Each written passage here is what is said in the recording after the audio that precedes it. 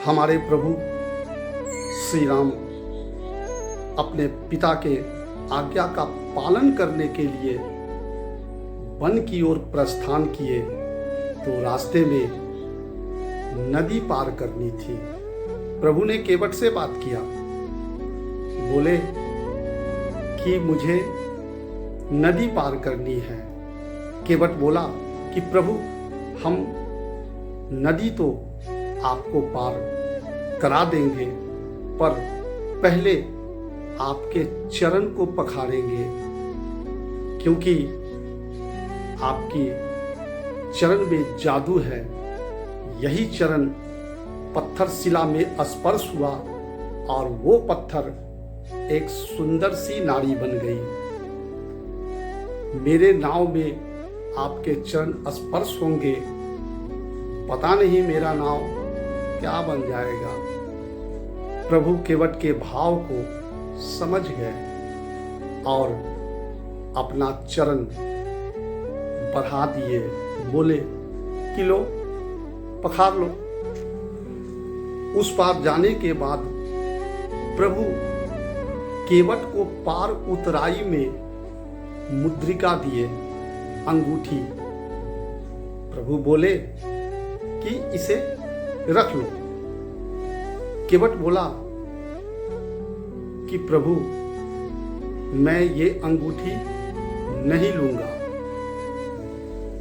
प्रभु बोले कि इसे रख लो, नहीं तो हम तुम्हारे ऋणी हो जाएंगे।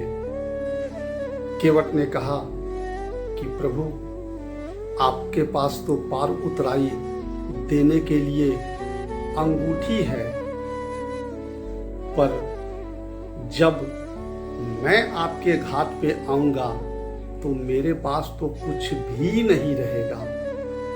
आप उस समय मुझे भवसागर से पार करा दीजिएगा, आपका ऋण भी उतर जाएगा और मेरा कल्याण भी हो जाएगा।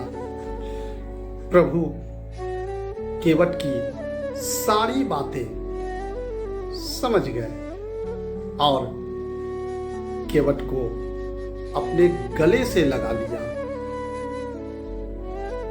अब यहाँ पे हमें केवट से सीखनी चाहिए।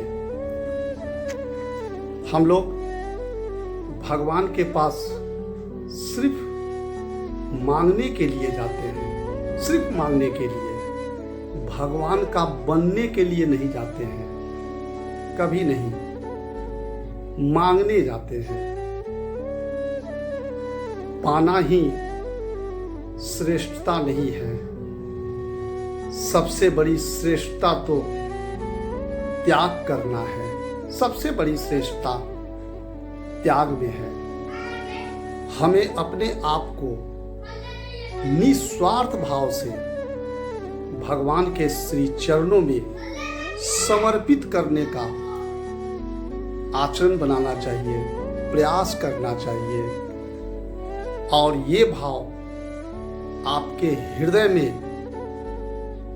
सतगुरु ही उत्पन्न कर सकता है। सतगुरु ही, दूसरा कोई नहीं। दूसरा कोई आपके हृदय में ऐसी पवित्र भाव उत्पन्न नहीं कर सकता है।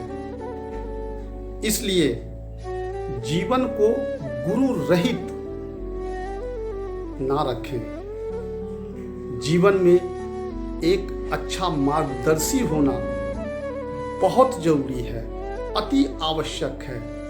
आपके जीवन में एक अच्छा आपका मार्गदर्शी होना अति आवश्यक है आपके लिए, जो आपका सतगुरु ही हो सकता है। जय जय श्री सीताराम।